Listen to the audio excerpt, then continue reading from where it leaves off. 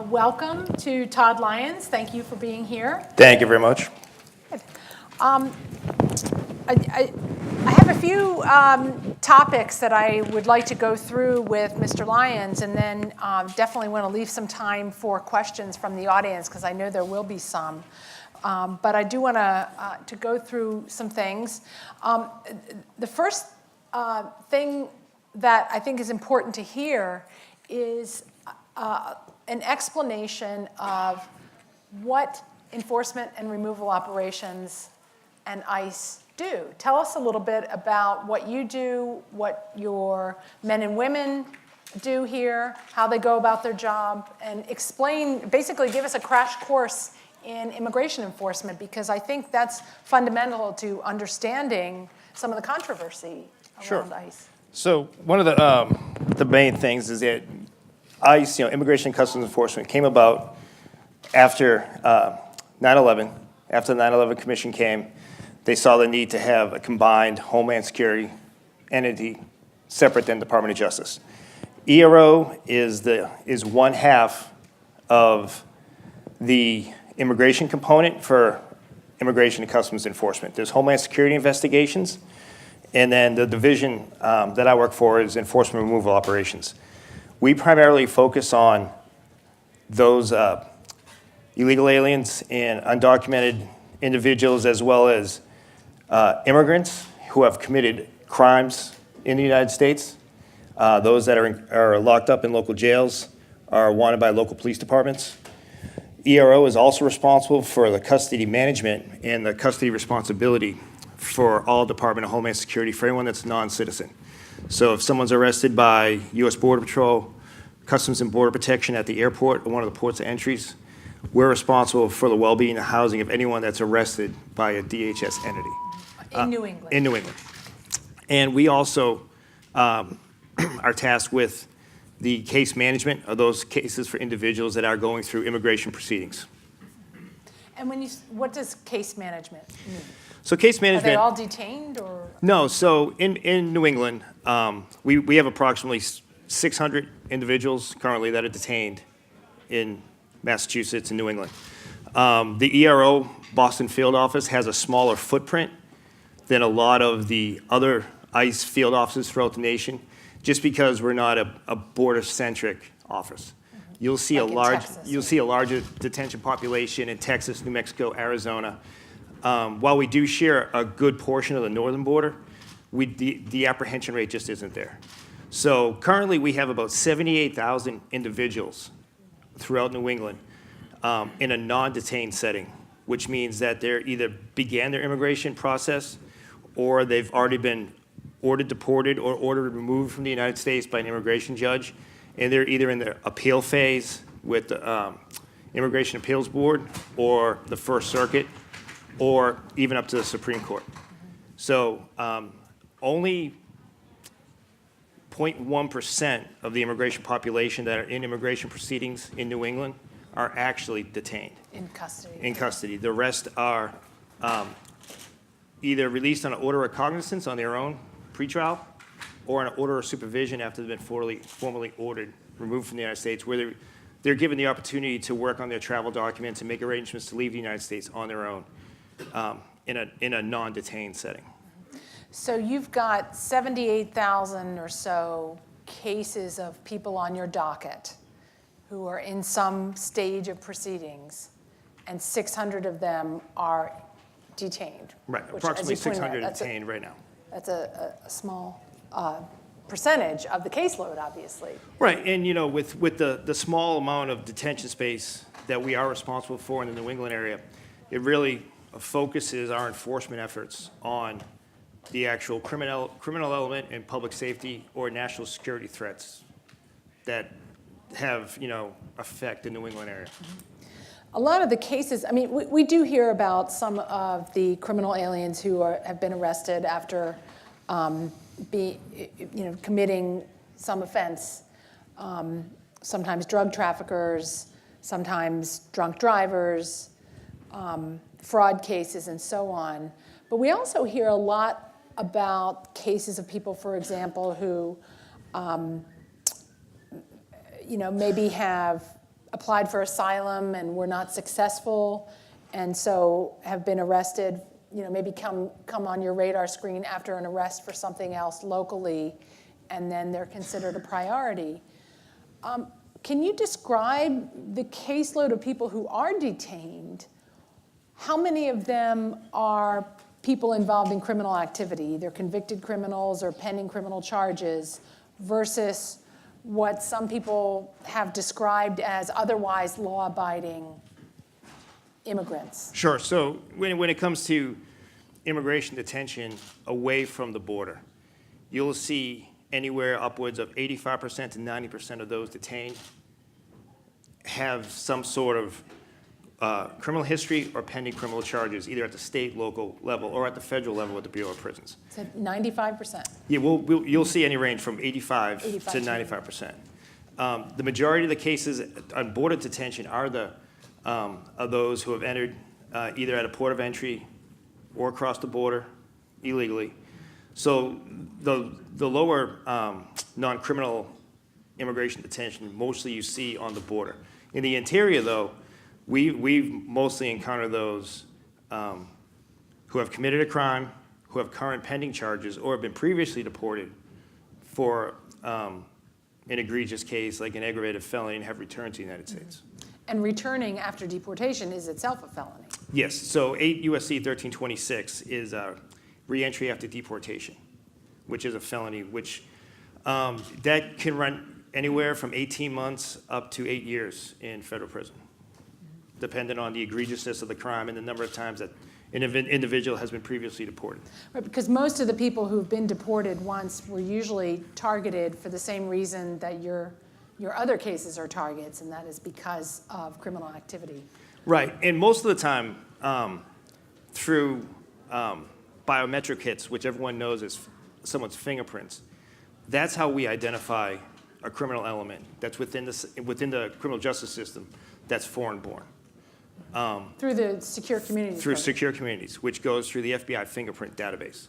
So if there's an immigrant or someone who came as had a U.S. visa from the State Department, a lawful permanent resident, or what's commonly known as a green card holder, or someone that's been arrested before by local law enforcement and has been previously encountered by a DHS entity, those fingerprints are flagged real time, which gives notification to us in enforcement and removal operations if there's someone in custody that we would be interested in speaking to.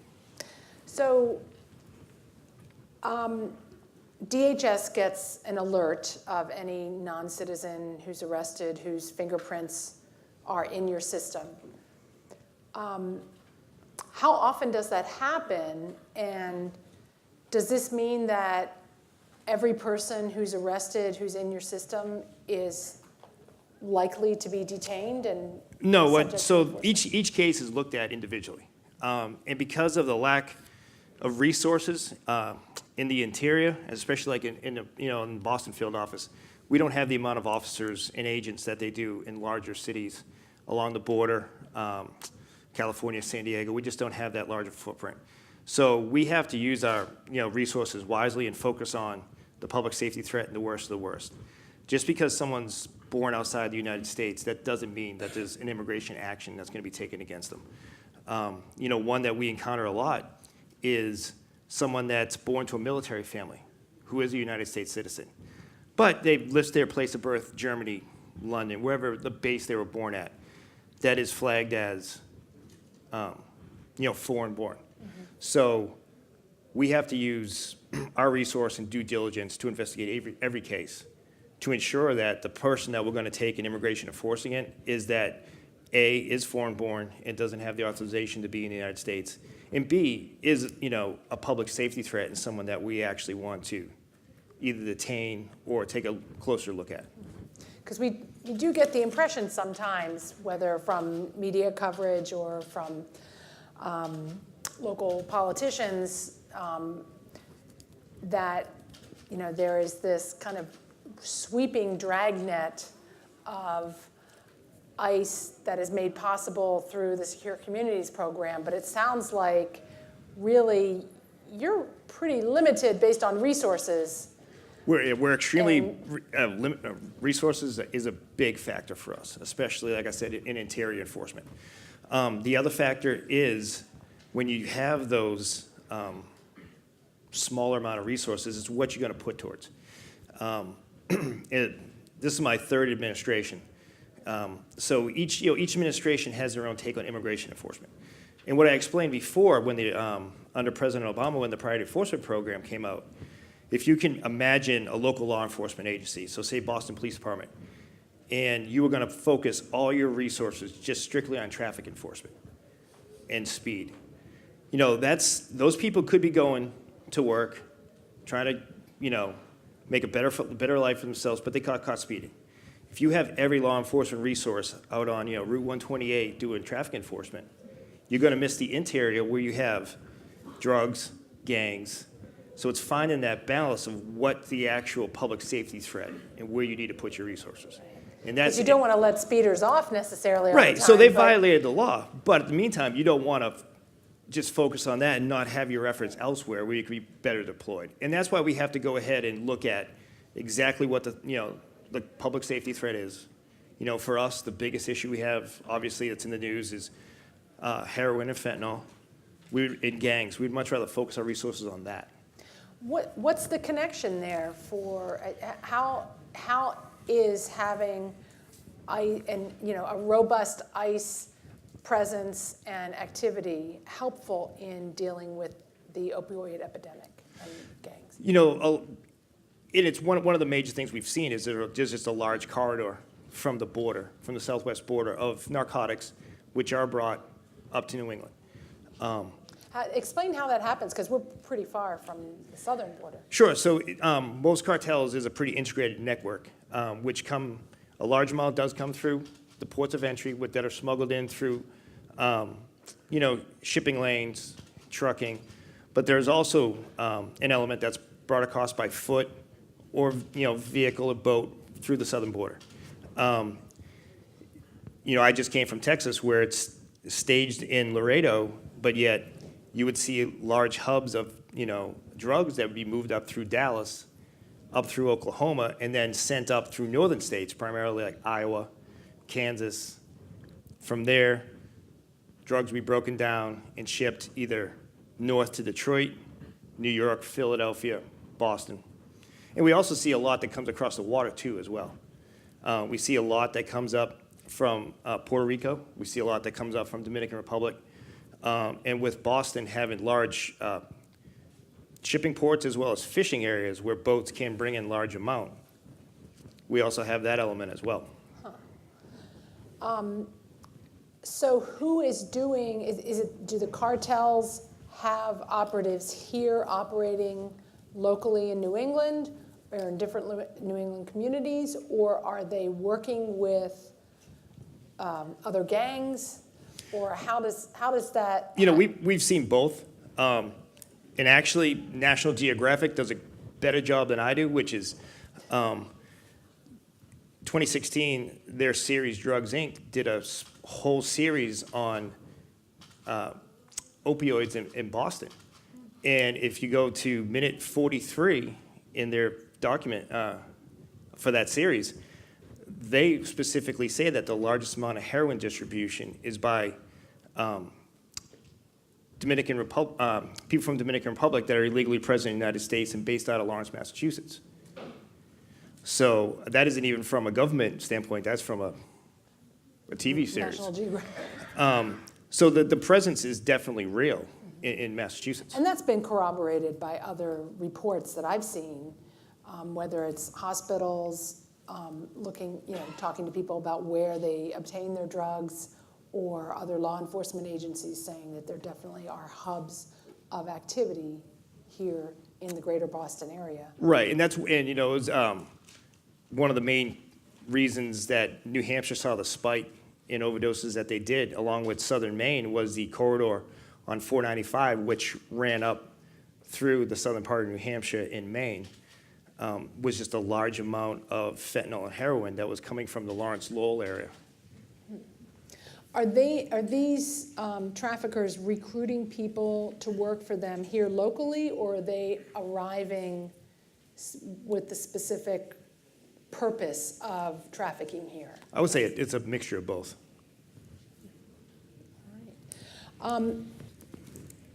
So ICE can play a role. I mean, basically, it seems to me, and what I have found in research is that when a criminal is also in the country illegally, that makes them more vulnerable to law enforcement as a result. I mean, we have plenty of obviously crime is not a job Americans won't do, we all know that. But we're stuck with the American citizens who commit crimes. Right. And that's one of the hard things for us is that we have the opportunity to take an actual criminal element out of the community, out of the public. So when our hands are tied, when we don't have that cooperation, it's frustrating for us because we don't understand why, if you have that chance to remove that piece of the criminal element out of the equation, you wouldn't let us have the opportunity to do our job. Well, let's back up a little bit because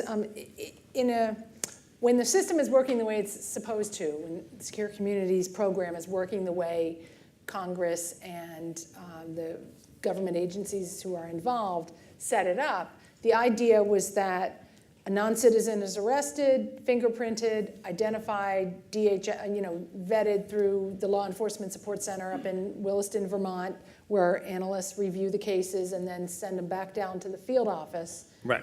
To you, where your officers make a decision about whether or not to pursue this case based on your resources and other things you know about the case. And then you would, and this happens very quickly, then let's say you have a case, someone who's been arrested for heroin trafficking and you want to move on them, they're sitting in the Lawrence jail or in, what is Lawrence, Middlesex County? Essex County. Essex County. And there they are. What happens next? How do you let local law, the way it's supposed to work, what would happen? So historically, ICE would reach out to that law enforcement entity. We would coordinate with the police department, sheriff's department, state police to come question that individual to see if that was someone that ICE was interested in. We would then issue what's known as immigration detainer, which gives the local law enforcement the ability to detain someone for us up to 48 hours. In Massachusetts, before last year, that was the normal everyday practice. With most law enforcement agencies in the Commonwealth were Yes, and nationwide. complying. Yeah. They would comply with holding that individual till we went and either picked them up or we made a determination if we were going to take them into custody or not. So this is like someone who's wanted by another state or by another federal agency or something. The local jail would say, okay, yeah, we'll hold them for you. Sure, and what it would be is, say someone gets arrested, and one of the most common ones we hear a lot as well, someone may just get arrested for driving with no license.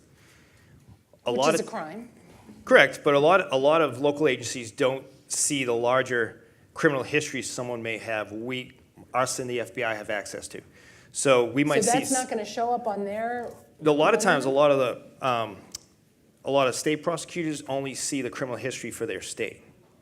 So someone could have committed homicide in California and been a fugitive from ICE from there, or have done something, say in Florida, they were arrested for drug trafficking, served time, and then left, and have now taken on the identity of someone else. And they were arrested in, Brighton. And when they were taken into Suffolk County, they were fingerprinted, and their true identity was shown. While that person was only arrested for driving with no license, they had an underlying criminal history, which brought them to ICE's attention. But the locals wouldn't necessarily know about that unless they're communicating with you. Correct.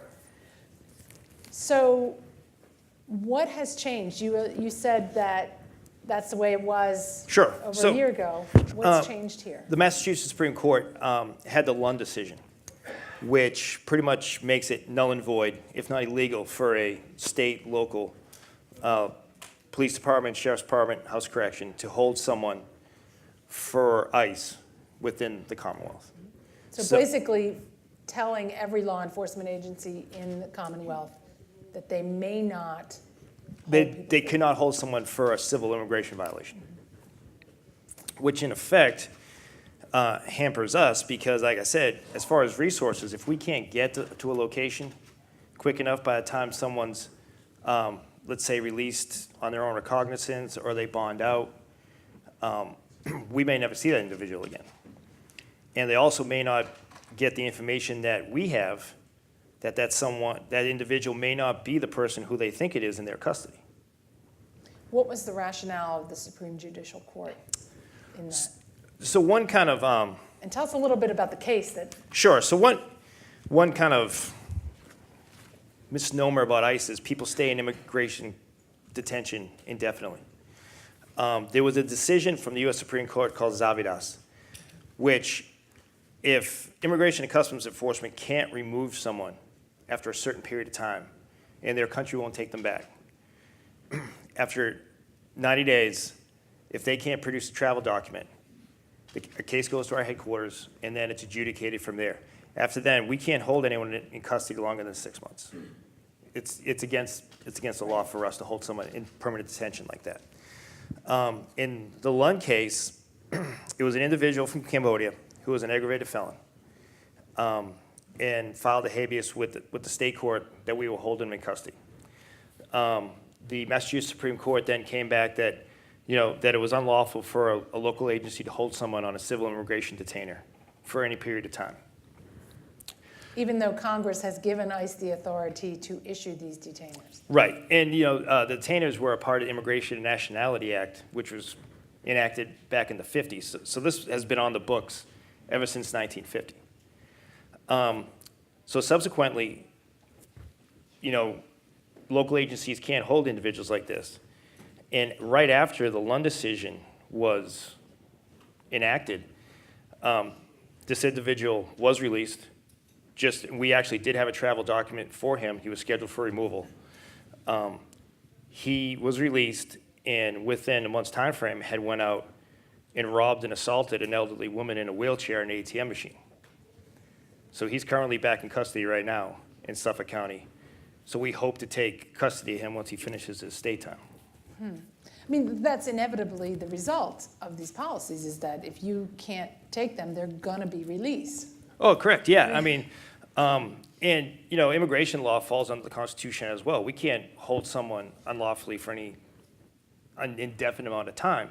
So even someone that's foreign-born or non-immigrant, they're afforded their rights just like anyone else under the Constitution. It's just harder when we do have the opportunity, like I said earlier, to remove a criminal element from the public, and our hands get tied.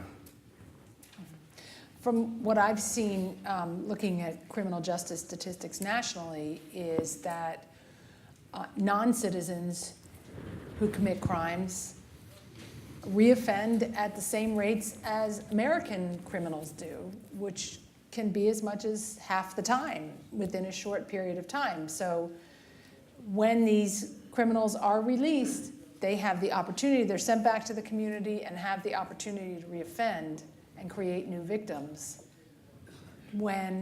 If they had been held in custody for you, as Congress has given the authority to happen and created a system for that to happen, they could have been sent home instead of back to the streets. Right, and that's when we were talking about immigration detention earlier, is we would like to focus on those that are an actual true threat to the community. Part of that large amount of the non-detained population we have are those that have been arrested, but they do have strong ties to the communities, they do have pending benefits. They might be a lawful permanent resident green card holder, and they're going through their regular local court proceedings just like they would at the same time they're going through the immigration proceedings. So the misconception that we are holding up the justice system by removing someone so they don't have their day in court is also a false narrative, because these individuals that have been arrested by us, which we have released on some type of monitoring or in a non-detained setting, are still going through.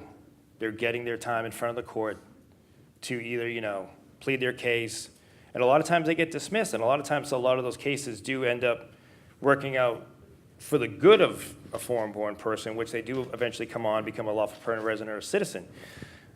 The problem is that decisions like LUN, certain policies which hinder cooperation with ICE, also runs the risk of having that extreme violent felon be released back. Yeah. I mean, and we're starting to hear about these cases more and more often of people who've been released because locals won't cooperate.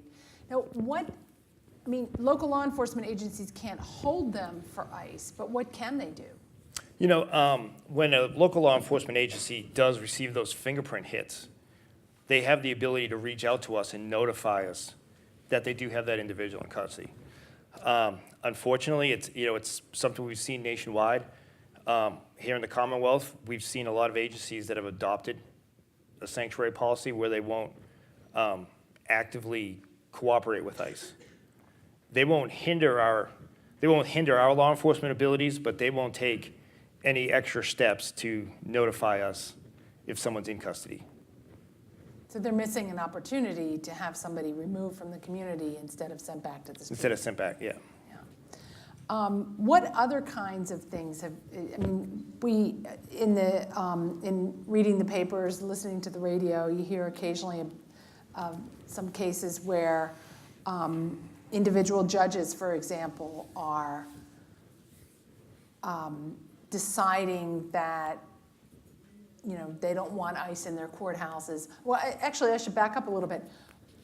Why is ICE in courthouses more often now than before? So ICE is we would rather arrest someone in a secure environment. When someone's identified in a jail, when they're in booking or they're in a house of corrections, that's a secure environment. We would much rather have our officers and agents go inside and interview those individuals and take custody of them in a secure environment. Well, I know where I'd rather arrest a gang member. It's safer for the officers. In the jail. And it's safer for the community as well. I would be a fool to sit up here and say that we don't have, the presence of ICE in a neighborhood doesn't have some type of chilling effect. The word that's like nails on chalkboard for me is a raid. ICE is doing a raid. We would much rather not have our officers out in a neighborhood that's, unsafe. We'd much have it in a controlled environment. This person has already been arrested for something, or they've already been arrested for something else. There is a reason that they came to the attention of ICE. We didn't go seek them out. They did something that's illegal or criminal outside of their immigration status. So the immigration status is a second part of the arrest. When they're released back on the street, now my officers have to go out and find that individual. It's just like a local police officer makes a traffic stop. The passenger in the car may be the target that they're looking for, but they might ID everyone else in the car, and someone may have a warrant for their arrest. Local law enforcement isn't going to leave that person behind. It's the same with us. Surprise, surprise, criminals hang around together. So. And there might be a wanted criminal with a van load of day laborers who are just trying to work. Well, now those poor individuals have now come on the radar of ICE. That's why ICE would much rather do targeted enforcement on individual people. Who are sitting in a jail. They're already in a jail in a secure environment, and again, that they're there for, they did an action that put them in jail. So, like I said, ICE is a secondary step in the arrest process.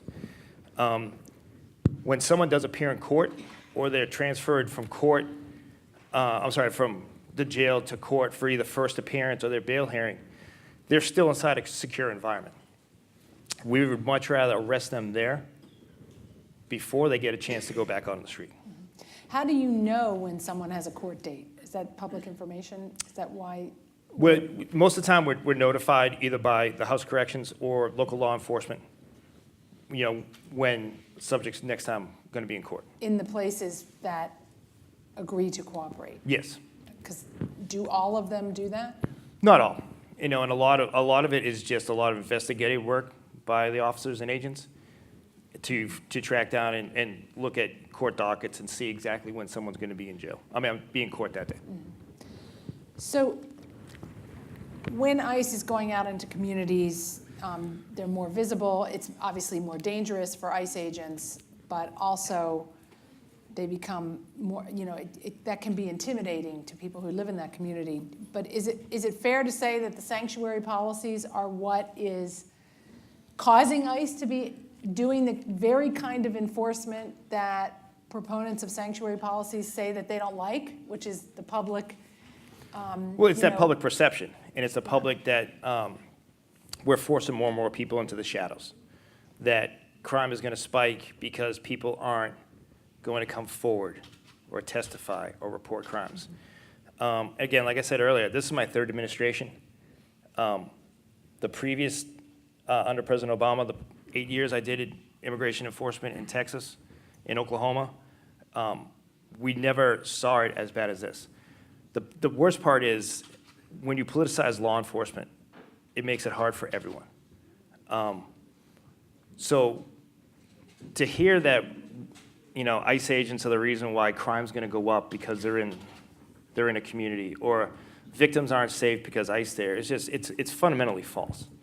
The other thing we hear a lot too, and you and I have discussed before in the past, that ICE is arresting people that are going to testify, that's a witness.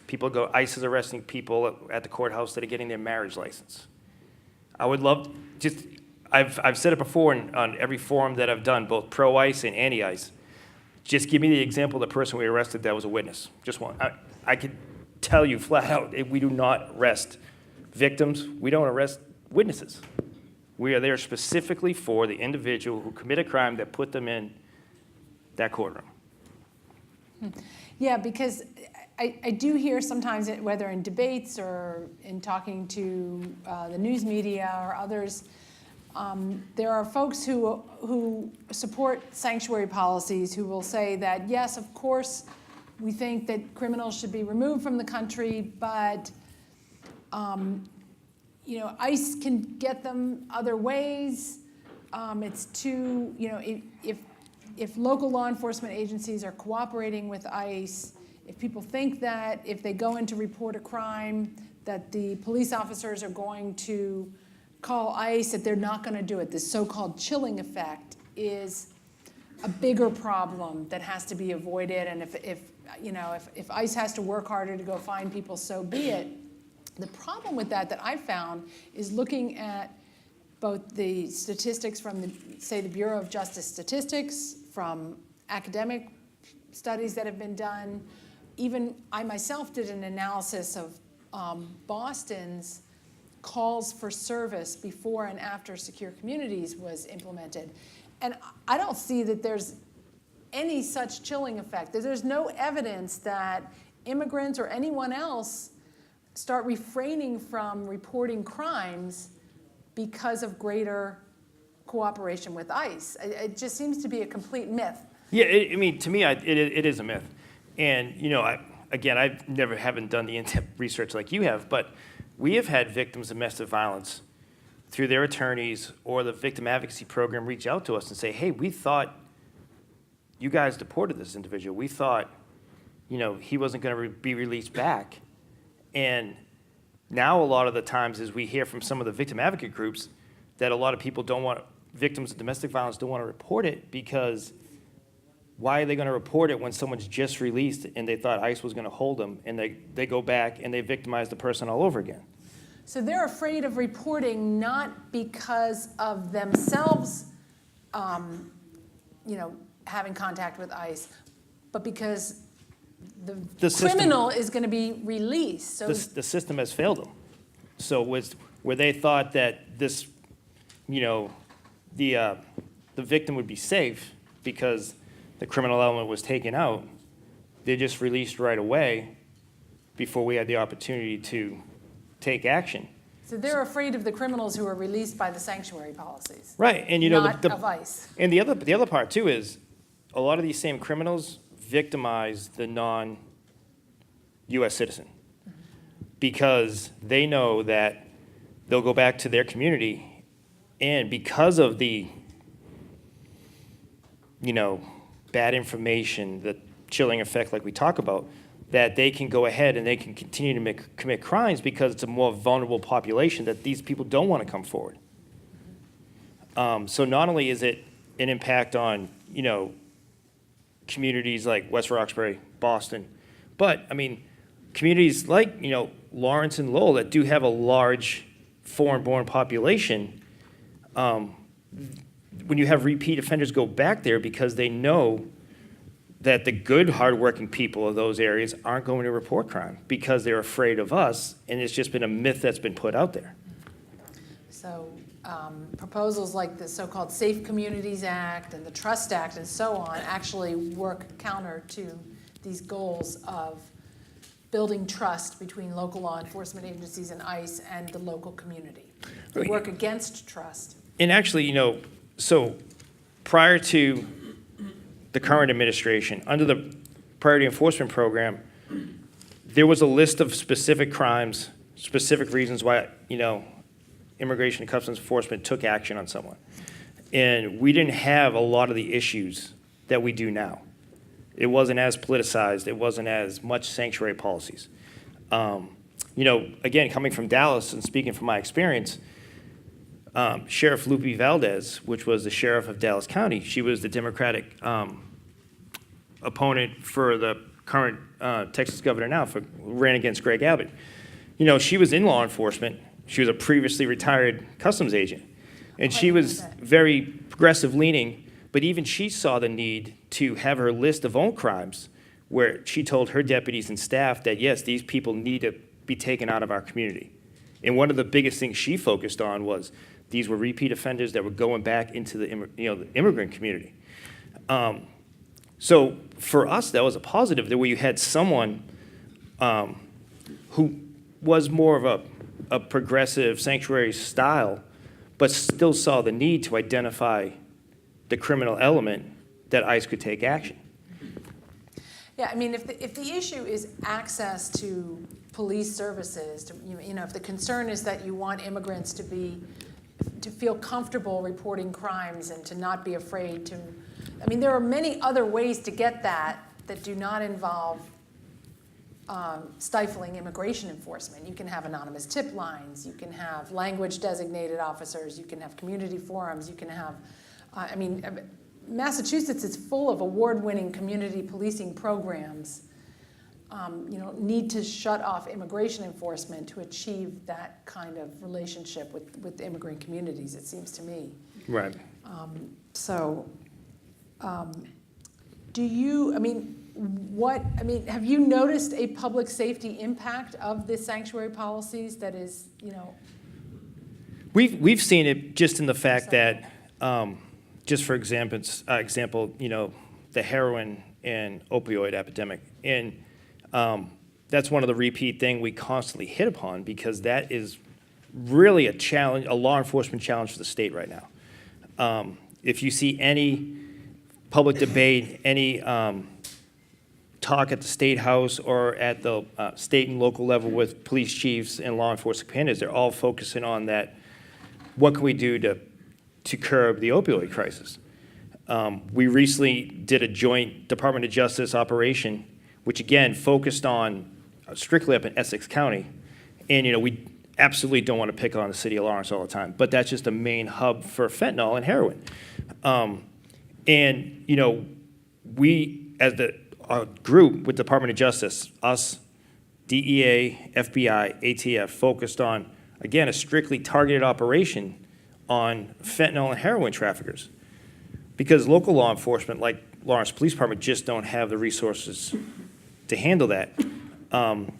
We arrested 58 criminals during that one-day operation. Out of that 58, 49 were foreign-born or previously deported, and they seized enough fentanyl to kill half the state of Massachusetts. You would think, operations like that would be evident enough to show that at least let us assist and help on those efforts. You'd think operations like that would show our worth to what we can do to public safety. Well, another area of law enforcement and public safety that has, I've noticed, become somewhat more politicized lately has been gang disruption and anti-gang efforts. And sometimes there is a nexus with immigration enforcement as well, particularly when you're talking about those particular gangs that have a lot of non-citizens who are members, like MS-13, 18th Street, and so on. And there was a time about 10 years ago when ICE was working very closely, even with some of the jurisdictions that are now considered sanctuaries, to address this problem. Now, and they made a big dent in MS-13 activity and other gangs here in the areas, particularly around Boston. But we've seen a resurgence of some of these gangs lately, in part because of the influx of unaccompanied minors from Central America. For example, I've seen other ICE agents say that something like 30 to 40% of the MS-13 members who've been arrested by ICE originally arrived in the country as unaccompanied minors. Right, and that was actually at the influx of the unaccompanied minors in 2013, 2014. So what we saw was a large amount of, unaccompanied young kids, 10, 12, 13, who came in, and they were literally had a address pinned to them and ran to the first Border Patrol agent they saw.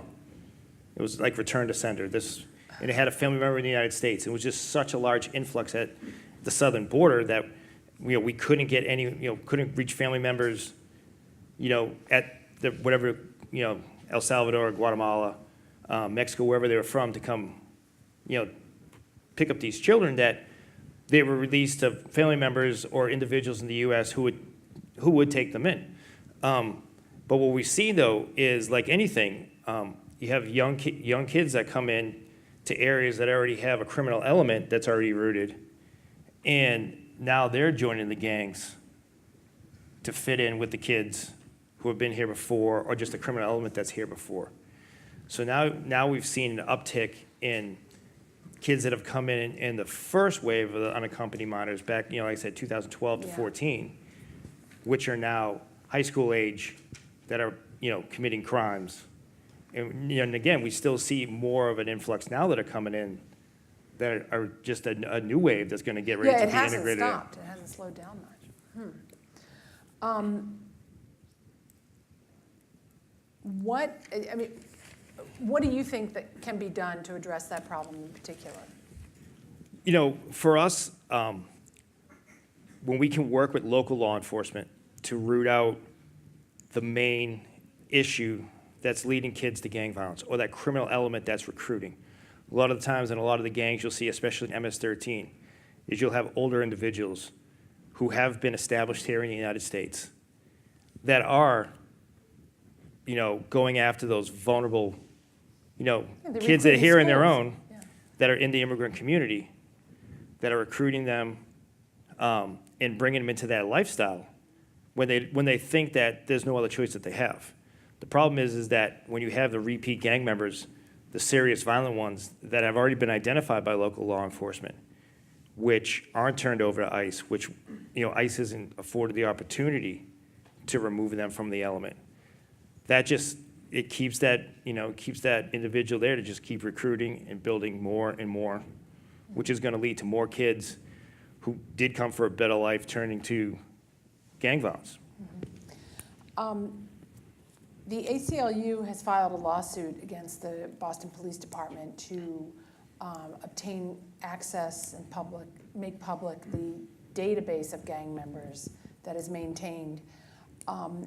What effect would that have on your ability to cooperate with Boston Police Department? To address the problem. Sure. I mean, I can't speak specifically to like any type of ongoing litigation. So it's just in generality, any time that information is stifled to us, it hurts our ability to do our mission. Again, law enforcement, whether it's Boston Police, DEA, FBI, us, it shouldn't be politicized. It's the letter of the law. There should be nothing misconstrued about law enforcement officers doing their job operating under the guidance of, written law that's been on the books for extremely long time, that are all working in a common effort just to protect citizens. Anytime that information is stifled or the use of it may be interpreted one way which isn't favorable, that has extreme impact on public safety. Well, I just have one more question that I'd like to ask you before we turn to the audience, because I know there'll be some questions from the audience. And that is, I know it's not all sanctuaries around the Commonwealth, that there are some law enforcement agencies here that are working particularly with ICE. I wonder if you could just take a minute to explain the 287G program. Sure. That has been, that a number of sheriffs in the state have been enrolled in. In fact, Mass Department of Corrections has had for more than 10 years, I think. The Massachusetts Department of Corrections is one of the longest standing 287G partnerships within our agency. Started under Governor Romney, I think. Right. And it's been a great partnership. It identifies criminal aliens that are getting ready to be released after long-term prison sentence in the state of Massachusetts. It also helps to identify inmates that have adopted U.S. citizen identities that have been living under false identities for the longest time. So the 287G partnership, 287G is a part of the Immigration Nationality Act, which deputizes local law enforcement to act as designated immigration officers. There used to be two models. There was a task force model, which focused on a lot of state police departments, which did a lot of highway interdiction, and the jail model, which primarily focuses on people that have been arrested, like the ones we were talking about earlier. The task force model went away. It was one of the ones that a couple of years ago we saw that did have the most chilling effect as far as, the guys out there doing traffic enforcement were now doing immigration work. Although here, Massachusetts had a task force also, Yep. the staties. I think they were using it for fugitives and Fugitive smuggling. drugs and A lot of human trafficking. human trafficking. So the jail model focuses on identifying those inmates at the classification level in the first booking that are foreign-born. One of our newest partnerships is in Barnstable County. I just recently spoke at their 287G Steering Committee Public Forum, where the sheriff and myself, pretty much it's just an open forum for the community to come and ask about the program, any concerns they have. One of the things I was proud about is, so the partnership is only 8 months old, 9 months old. We started June. During that time frame, they identified 56 individuals that were foreign-born that were booked into the Barnstable County Jail on some type of crime. Out of those 56 that were identified, only 12 were identified to ICE for immigration enforcement. Those 12 crimes were 3 for homicide, 4 for rape, and the other ones were all crimes of violence. Out of those 12, 10 are still in custody in Barnstable County serving their time. 2 have been gone through the immigration proceedings. 1 was formerly deported, and the other one left on a voluntary return to their country. Mm-hmm. So it was good to show the people in the Cape that, again, someone that's arrested for driving without a license, while you may come to ICE's attention, and you may receive a letter in the mail from us later on that we need to talk to you about your immigration proceedings, you're not going to be locked up at that time. This shows that It's not like a trap door. no, and it shows that deportation. all the cases were extremely vetted. So, and the egregiousness of the crime was one thing that I really was happy to highlight, because again, the misnomer is that we're arresting these people are just the 287G officers that are deputized down there are just looking at every individual that comes in, putting people in immigration proceedings, a mass deportation machine, where it's not. 287G is a force multiplier for us. We don't have the resources in the Cape. Cape and the Islands is someplace that's very hard for us to reach. And to have the ability to identify people that were murders. They identified a wanted Brazilian national that was wanted for murder back in Brazil. Several out of the 12 all had fake Puerto Rican identities that they stole from U.S. citizens in Puerto Rico that were identified through the program.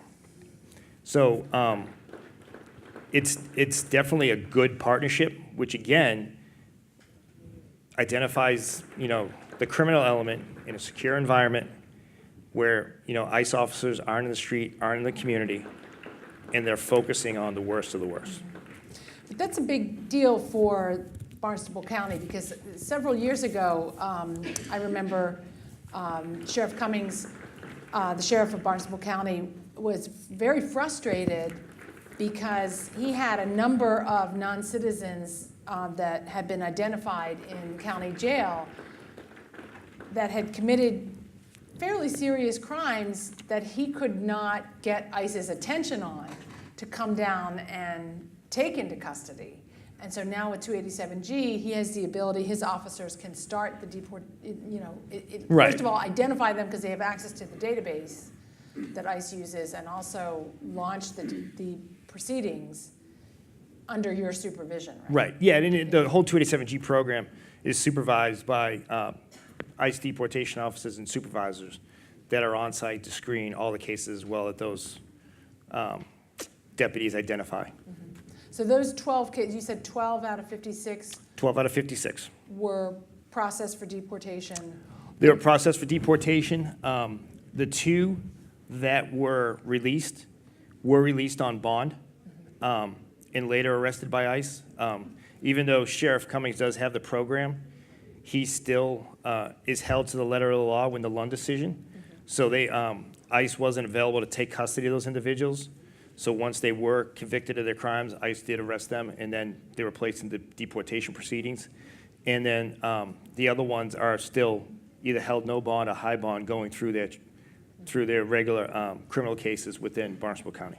But these are cases that would never probably have been processed before. Before, no. So that's good. All right, is there anything else we should cover before we take some questions from the audience?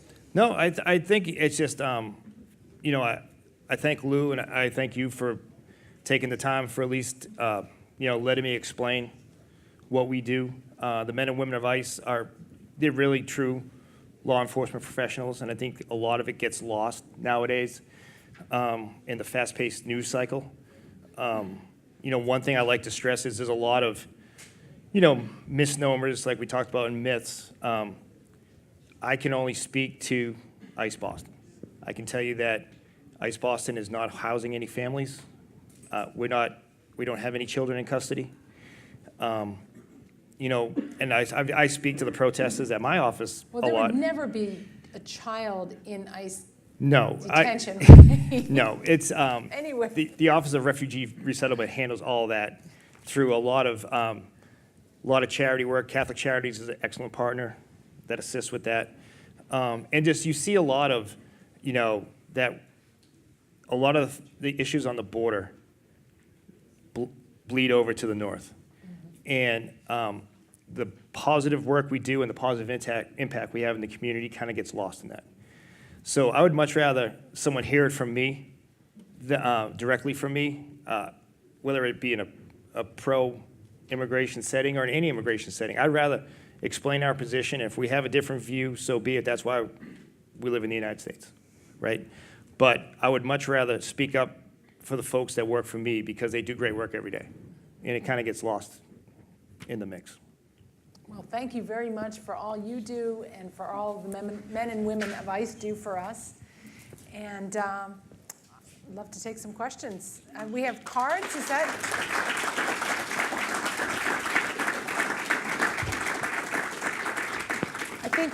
I think the way we're going to do this is those of you who have questions can fill out a card, and Lou Murray is going to collect them. And I'm going to sit and try and think of something to say until we get the cards. You can tell me if I'm telling the right thing or not. But what is the typical concern that people have when you go to a public forum? You know, a lot of the concerns we hear a lot is on the family units, that we're separating families, that we're, but the problem is that, you know, like any law enforcement agency, Boston Police may arrest someone tomorrow. Well, he's arresting that person he's separating that person from their family. What's lost in it is that, you know, the law enforcement aspect of what we do is lost on that. And that's kind of frustrating. Well, here's a very timely question. We hear a lot about human trafficking these days. Can you explain more precisely what this is? Are these modern-day slaves, and what jobs do they do? Yeah, I mean. And I think there was a comment I read, I think on Twitter or somewhere today, where someone said, human trafficking, that's a distinction without a difference. Human trafficking is, Right. there's a definition. So we definitely have two different types, right? You have the human trafficking that you see a lot at the border, where people are paid to be smuggled in, you know. When they choose to be, you mean between smuggling and trafficking? Right. There's a difference. So you have, sometimes a lot of that gets kind of, you know, misconstrued, and people sometimes blend the two together.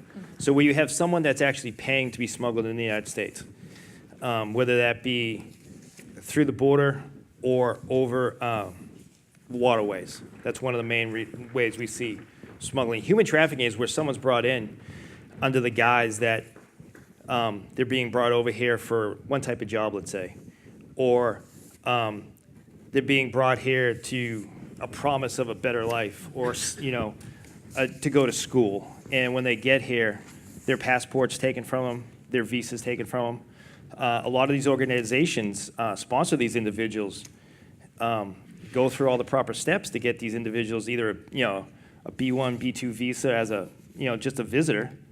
And then once they arrive in the United States, all their documents are taken from them, and they're pretty much enslaved. Now you're at the will of these people.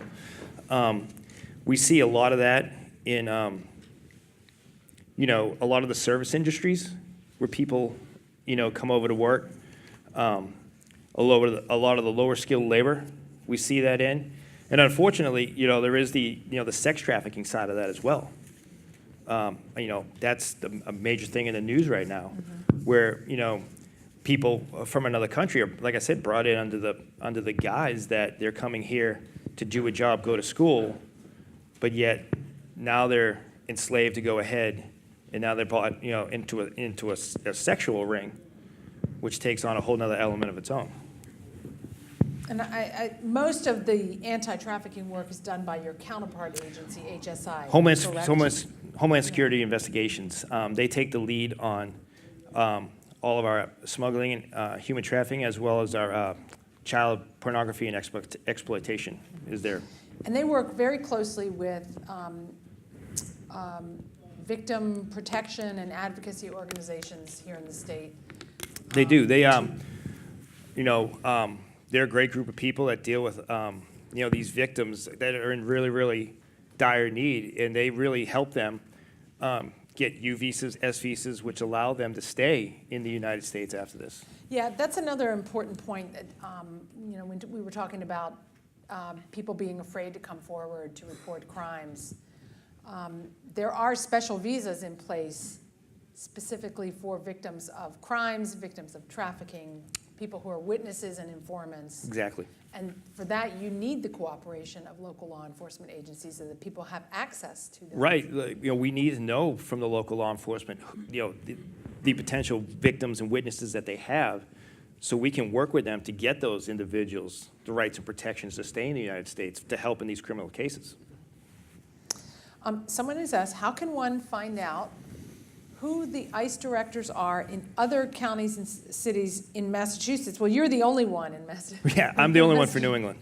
But aren't the field office directors identified on ICE's website? On ice.gov, it's on the menu side. It has a list for Homeland Security investigations as well as enforcement removal operations. And under those tabs, it gives you a breakdown of our 24 field offices, what areas they cover, and who the director is for those regions.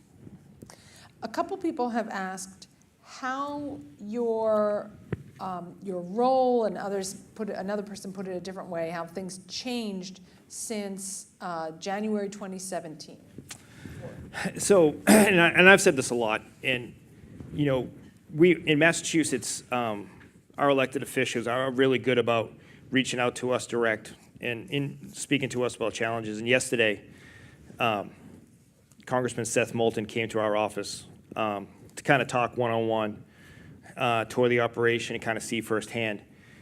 And he asked, what is one of the things that really hinder us? And the hardest thing to do is to do immigration enforcement by executive orders. Each president has their own, an administration has their own take on immigration enforcement. Since 2017, under President Trump, we've had one set of executive orders. Under President Obama, we had 8 years of a different set of executive orders. Under President Bush, we had another set of executive orders. The constant change and the constant flux is something that's, it really hurts our operations and kind of almost morale for ICE officers, in that we don't know day to day or by administration change how we're going to do our job.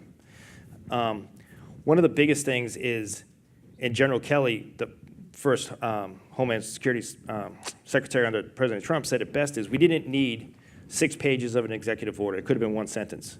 And it says, enforce immigration law as it's written. It's been written since 1954, and it hasn't been changed.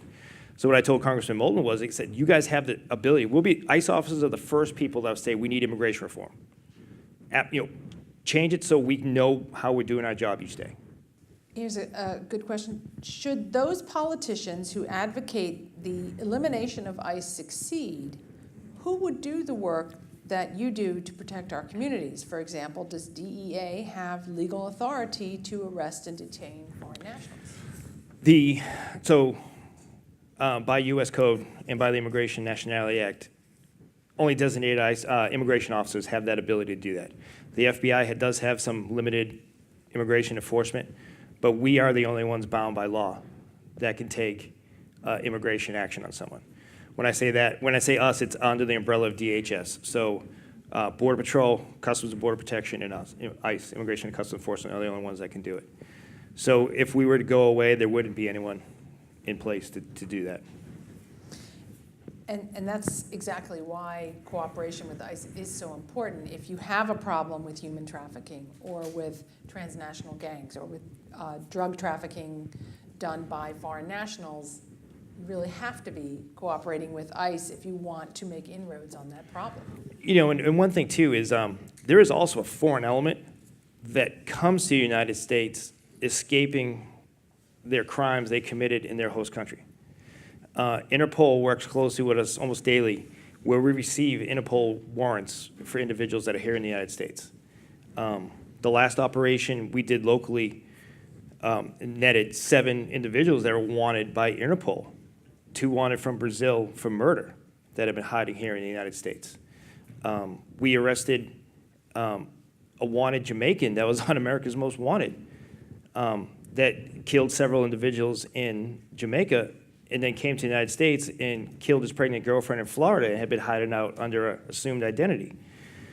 So to not have ICE, whether it be ERO, Homeland Security Investigations, Border Patrol, to not have that immigration tool in your law enforcement toolbox is just, you need to have that piece of law enforcement.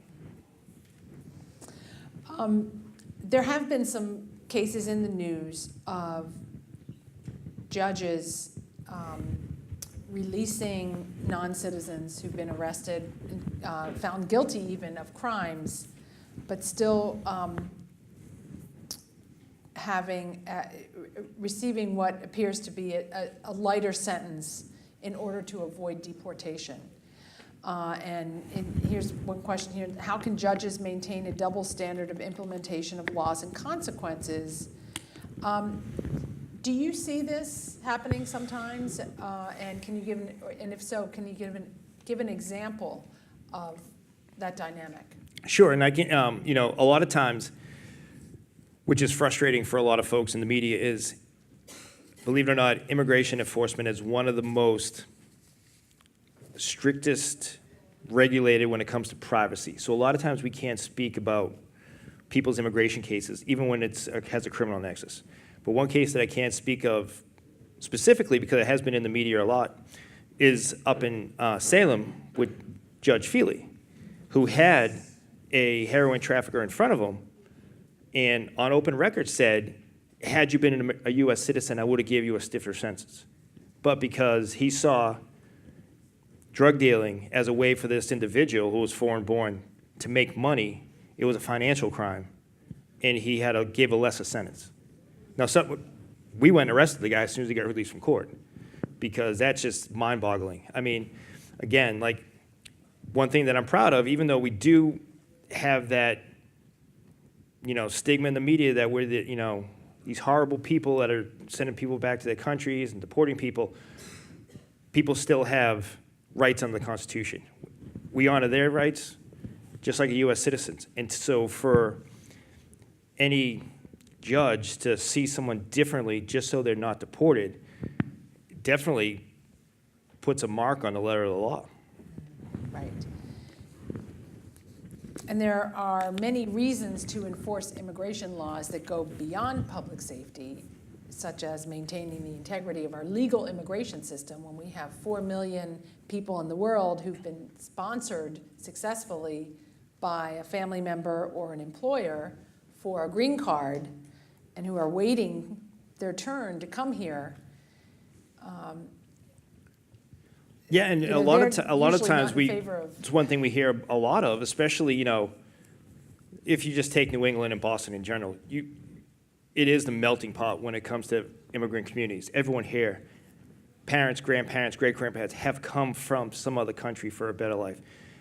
What we see a lot of is that you have a lot of people here that have come here, done it the right way, the legal way, and now the next time that their relative that they're trying to petition for their number will be drawn, you're looking 10, 30 years out, where someone can come here illegally or administratively overstay their visa and skip ahead of the line where someone has already, tried to do it the right way. I think it definitely for that part of the immigrant community, it's extremely frustrating. Yeah.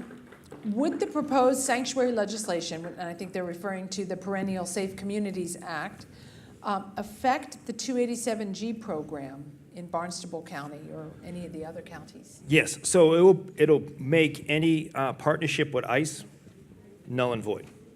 The 287G program would be null and void. Any intergovernmental service agreement that we have with any entity would be null and void. For holding people, reimbursing counties. County and the state for housing immigration detainees, that'd be null and void. It would be That's a lot of money we're talking about with those IGSAs, right? With some of these counties. Yeah, we because immigration detention standards are a lot higher than regular detention standards for most House of Corrections. Say that again. So we hold facilities to a higher standard than they hold themselves. A lot of agencies and Sheriff's Department won't enter into agreement with us because our level of care is a lot higher than a U.S. citizen is. Our detainees have a stricter diet. Well, granted, it's still prison food, but as far as their calorie content, their housing is totally different than other cell blocks. Our detainees have more rec time. They have more library time. They have more legal time with attorneys. And there's more avenues to them for a lot of more charity organizations like Catholic Charities to work with them. So we actually have to pay a higher fee to these facilities because sometimes they even have to structurally change things where where their current bedding might not meet our needs. So it's expensive to take an immigration detainee over a regular county detainee. But ICE reimburses these counties. Yeah, we pay a pretty good penny. We could pay anywhere from $83 a day in some parts up to $179 a day per diem to house an immigration detainee. So if these agreements were to be null and void because of this, if the legislature were to pass the Safe Communities Act, for example, as it was drafted. Right, so These counties would lose that reimbursement. they would lose reimbursement, and we would also lose our ability to detain someone in Massachusetts or New England. But not only that, it would, whereas now, even though the Lund decision limits local agencies from holding us, it doesn't hamper an agency from reaching out to us. If this goes forward, law enforcement agents there won't be that line of communication. It would stifle any type of limited partnership we have right now. And Lou, you're going to give me the high sign if I start running over, but I could go through the whole stack of questions. I don't know if Todd could sit there. But so tell me, okay, would expansion of the southern border wall significantly help ICE? And I would add, and if so, how? If not, why not? So, again, ICE is totally separate from the Border Patrol. The wall in certain in strategic locations where there's a high trafficking area of illegal entry happening would absolutely help the Border Patrol. Where it would help ICE is it would free up our officers to focus on the criminal element that's here. We wouldn't have, a lot of my resources now are dedicated to case management of a lot of recent border crossers from the southwest border, where we're supporting the overflow of detainees from the border, which takes away our bed space because we have to hold detainees from the south. And So people who've been apprehended crossing illegally in Texas or California or Arizona, right, they don't have space. ICE transports them here. to where we do have space, which in turn we have to, if another ICE officer outside the border, we have to prioritize the people we have in custody and see what type of, how we could free up bed space to make room for the overflow. So any type of way to help CBP at Customs and Border Protection at like points of entry, or the Border Patrol, help them with enforcement, it would definitely help the interior, because then we can focus our efforts on the criminal element that are already rooted in here. Right. So to the more apprehensions that are happening at the southwest border, that impacts your detention space, and that means that you may have to make decisions that would lead to someone's release as opposed to being held in detention because those beds are taken up by border cases. Correct. And ICE, when they talk about ICE at the border, we aren't making those arrests. Like I said earlier, we're by charter, we're responsible for the detention and well-being and care of those individuals. So when Border Patrol or Customs and Border Protection arrests someone, that falls on us. And we don't have the infrastructure for the large amount of cases we see at the border, which need to be adjudicated quickly. So a lot of offices like Boston, New York, Philadelphia have to send our officers down to the south to have to move cases quicker through the system, which then in turn takes people off the street for us, or takes people away from identifying a criminal threat here to help assist on the southern border. Because your agency's funds are limited. Right. Yeah. It's a good question. Going back to the Lund decision, does the SJDC decision include, I would say, apply to individuals who have committed serious crimes? Yes. So it's across the board? Across the board, no matter what someone's crime is. Someone could be a prime example. Since I've been here, we've had 3 Uber drivers arrested for sexual assault or rape. To me, those are significant, egregious felonies. All 3 of those individuals weren't held by the local agency or the court, and they were released. Not a single one, someone accused of rape? Of rape, was able to bond out. ICE wasn't notified. That individual bonded out. Out of those 3, 1 was taken into custody. The other 2 have already fled the United States. One of them was the case out of Weymouth, right? Right. That individual's from Ghana, and he left and flew out of Logan the next day. And then the other subject was from the Dominican Republic. And even though we had a warrant because he was a previously deported felon that already came back, he was able to be released from custody, even though we had a warrant, and he fled back to the Dominican Republic. Any other examples you can think of? You know, I mean, every day, I hate to say it, you know, what really lately has irritated me is to see elected officials go on the media and say that certain crimes are no longer egregious because they're committed by foreign-born nationals, one being DUI. Under the last administration, DUI was a high priority, and I think you're very familiar with it in Fairfax. The 2 Benedictine nuns that were killed by an illegal alien was one of the big, I guess, igniters to the priority enforcement program that brought OUI and DUI to the forefront of these repeat DUI offenders. So for elected officials to say that now it's racist to hold a foreign-born national to the same standards of a United States citizen on an arrest like DUI and it's not a criminal act, that's, I would say would go against the oath they took as an elected official. There's a case today in the media. Individual crashed his car into a tree in Lynn. Had a 7-year-old daughter in the car. When they took, when EMS came to take him out of the car, luckily he and his daughter were fine, but he had 18 beer cans in the car. When EMS took his 7-year-old daughter out of the car, he had stuffed empty beer cans in her sweatshirt thinking they were not going to find it. But yet he was released on bond.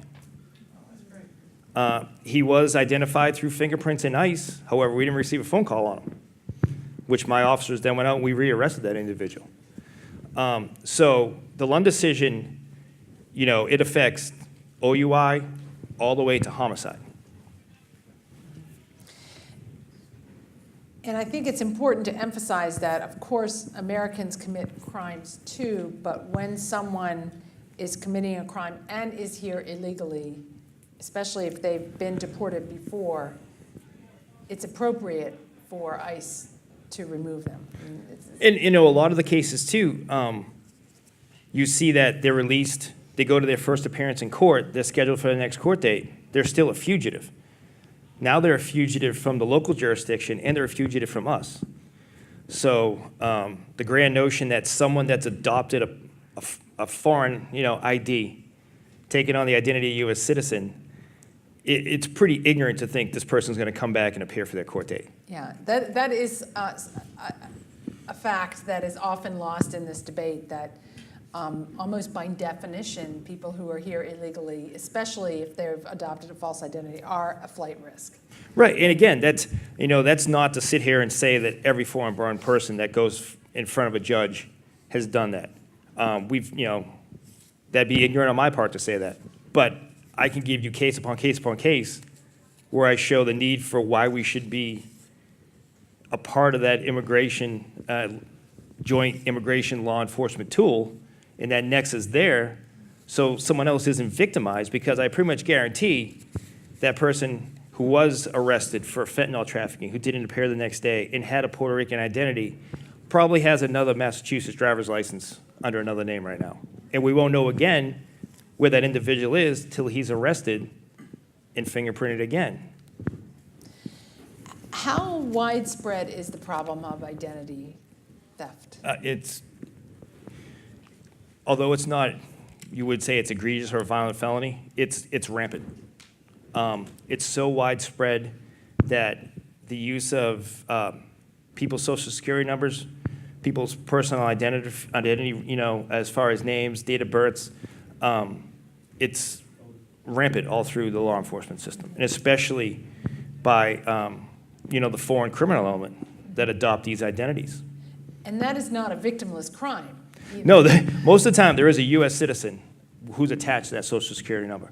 And sometimes when we put a social security number in the system, not only will we see that poor, 78-year-old man in Encino, California, who's really the U.S. citizen, we might see 10 or 12 different other foreign nationals that have, bought that identity or recycling that same social security number, where not only have they taken that person's identity, but that one social security number may have had 3, 4, 7 tax refunds run through on the same time. Yeah, sometimes it's kids too, the numbers, because of the protocol for assigning social security numbers, you can tell which ones haven't been issued, so some of the document rings will give out, or sell, to be more accurate, Right. numbers that they have not been issued, and then a few years later, When they someone has apply for a child. student loan, Yeah, or, they realize someone has been using their identity, or they get pulled over because someone has now adopted right. their given name. Or there were some cases in Utah where an American citizen mother took her daughter to apply for Head Start and was told that her daughter didn't qualify because she had $30,000 a year income working at McDonald's in California. So there are real victims of identity fraud and identity theft.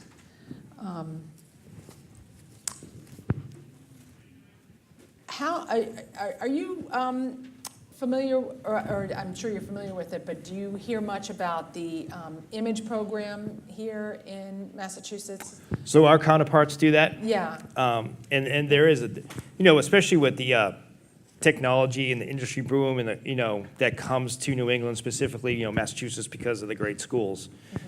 There are a lot of businesses that have taken part in the image program. This is a program ICE runs, and again, it's HSI, the counterpart agency to ERO, that helps businesses do their due diligence to make sure that they do not hire illegal workers. By using E-Verify and the Social Security number verification system and a few other techniques.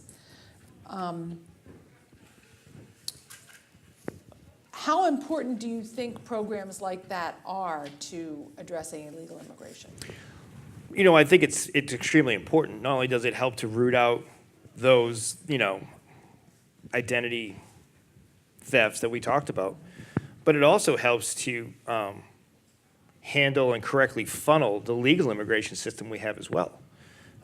It definitely affords those opportunities where you have those individuals that have a certain skill, certain education, who want to stay in, be a productive, citizen of the United States, lawful resident. But at the same time, it weeds out the ones who are hiding in plain sight using someone else's identity. All right. Well, again, I thank you for taking the time to be here to explain what you do. I appreciate you letting me ramble. So. No. Very informative. Thank you very much.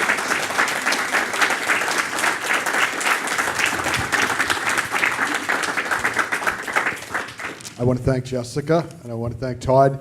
This was a great night. It's a platform that many people are not afforded across the country. I got calls from Washington, D.C., California, Colorado, reporters that wanted to be here tonight. So anybody that's got their videotape, it's very valuable. Oh, and I should add, we are recording the event, and it will be published on the Center for Immigration Studies website as well. So. Great. That's great. And we couldn't have had the event without the audience that came out on a very cold night in Boston. So give yourselves a round of applause.